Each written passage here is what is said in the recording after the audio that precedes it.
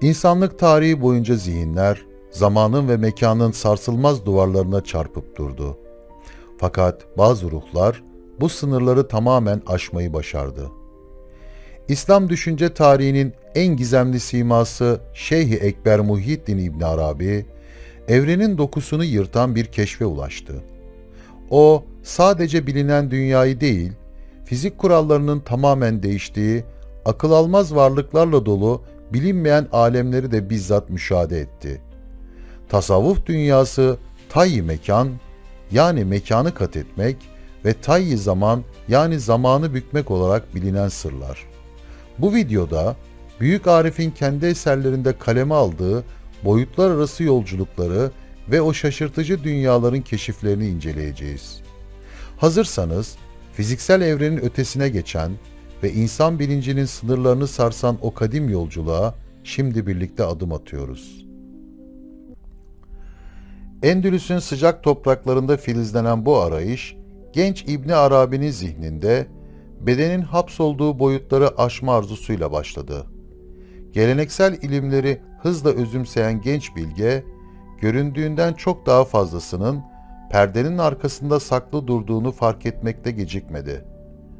Fütuhat-ı Mekkiye adlı ölümsüz eserinde aktardığı üzere, varlık mertebeleri sıradan bir gözün görebileceğinden çok daha karmaşıktı.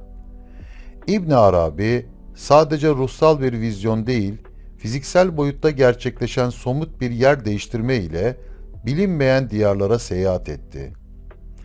Mekanın bükülmesi ve mesafelerin aniden sıfırlanması, onun için bu sürreal keşiflerin kapısını aralayan doğal bir yetenekti.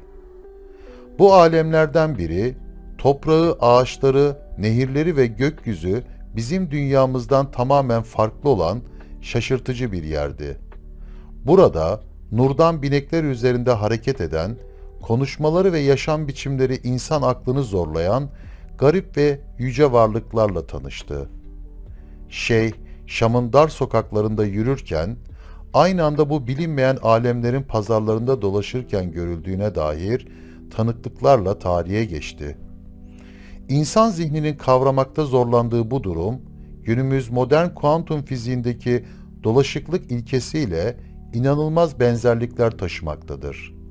Zaman kavramı ise o alemlerde çok daha esnek, adeta genişleyip daralabilen sıvı bir doku gibi hareket ediyordu. Tayyi zaman tecrübesinde o bilinmeyen boyutlarda saniyeler içinde koskoca ömürler sığabilir, yıllar süren yolculuklar tek bir nefeste tamamlanabilirdi. Büyük Arif, bu keşif hallerinde geçmişin kadim peygamberleriyle buluşup, geleceğin bilinmeyen çağlarına seyahat ettiğini yazmıştı. İbn Arabi'nin eserlerinde anlattığı en çarpıcı sırlar, bilinen dünyanın çok ötesindeki arzul hakikada, yani hakikat arzında başlar. Şeyh-i Ekber bu boyuta geçtiğinde alışagelmiş madde kurallarının tamamen geçersiz olduğu akıl almaz bir coğrafyayla karşılaşır.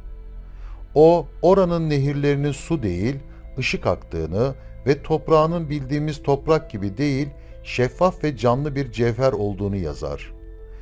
Böylece insan bilinci bu diyara ayak bastığında maddenin ve kütlenin getirdiği kısıtlamalardan tamamen özgürleşmiş hale gelmektedir. Burada nurdan yaratılmış, bizim bedenlerimize benzemeyen garip ve yüce varlıklarla karşılaşmıştır. İbn Arabi onların bineklerini de tarif eder. Kristalden ve ateşten yapılmış gibi parlayan, diledikleri an ışık hızıyla hareket edebilen araçlar.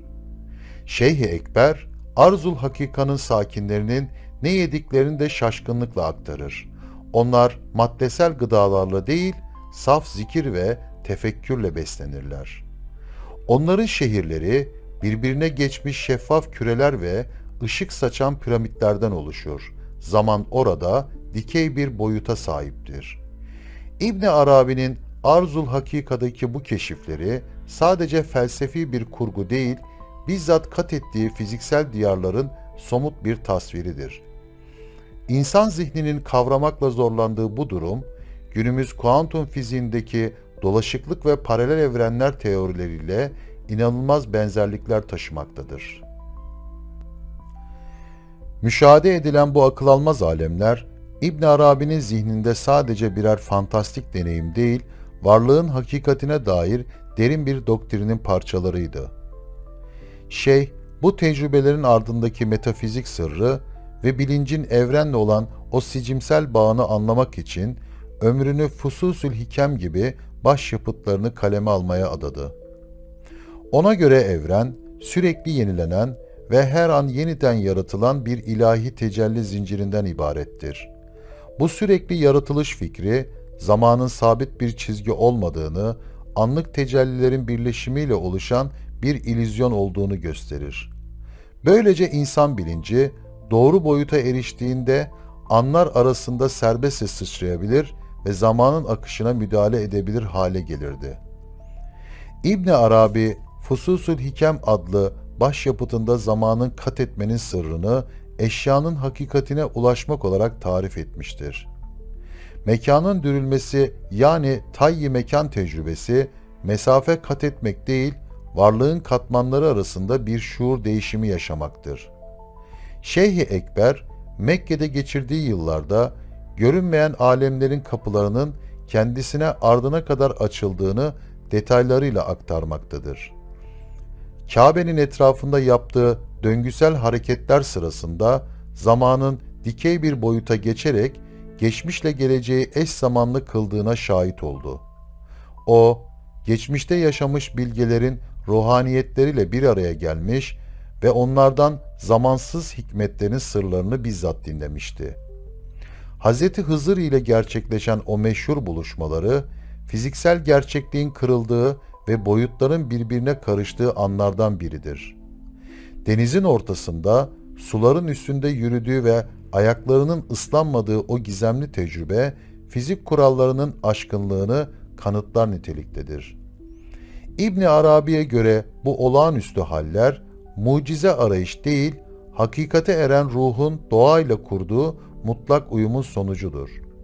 Ruh, maddenin ve ağır kütlenin getirdiği kısıtlamaları aştığında, ışık hızından ve fiziksel bağlardan tamamen özgürleşmiş hale gelmektedir.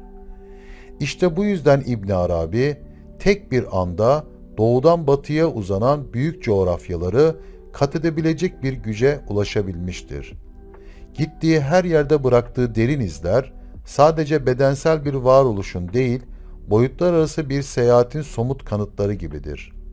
Zamanda yolculuk yaparken, geleceğin büyük olaylarını ve insanların geçeceği karanlık evreleri de bizzat gözlemlediği belgelerle dökmüştür. Geleceğin bilgisi ona bir kehanet olarak değil, zamanın bükülüp şimdiki anın içine katlanması şeklinde malum olmuştur.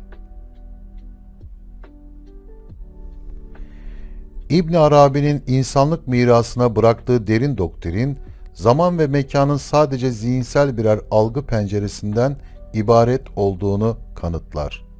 Tayyi mekan ve tayyi zaman tecrübeleri, insanın kendi içsel evrenini keşfettiğinde dış dünyayı nasıl şekillendirebileceğinin en somut göstergesidir. Şeyh-i Ekber rehberliğinde çıktığımız bu boyutlar arası seyahat, fiziksel dünyanın ötesindeki sonsuz hakikatin kapılarını aralamaktadır. Zamanı bükmek ve mekanı aşmak, aslında maddenin katı kurallarına değil, ruhun sonsuz özgürlüğüne ve ilahi kaynağa dönme arzusudur. Büyük Arif'in bıraktığı bu ölümsüz eserler, yüzyıllar geçse de bilincin ve evrenin gizemlerini aydınlatmaya devam edecektir. Bizler zamanın akışında birer yolcu iken, hakikate erenler için zaman, avuçların arasında şekillenen bir kilden farksızdır. Sizler de İbn Arabi'nin bu gizemli dünyası ve boyutlar arası keşifleri hakkında ne düşünüyorsunuz? Düşüncelerinizi yorumlarda paylaşmayı unutmayın. Vesselam.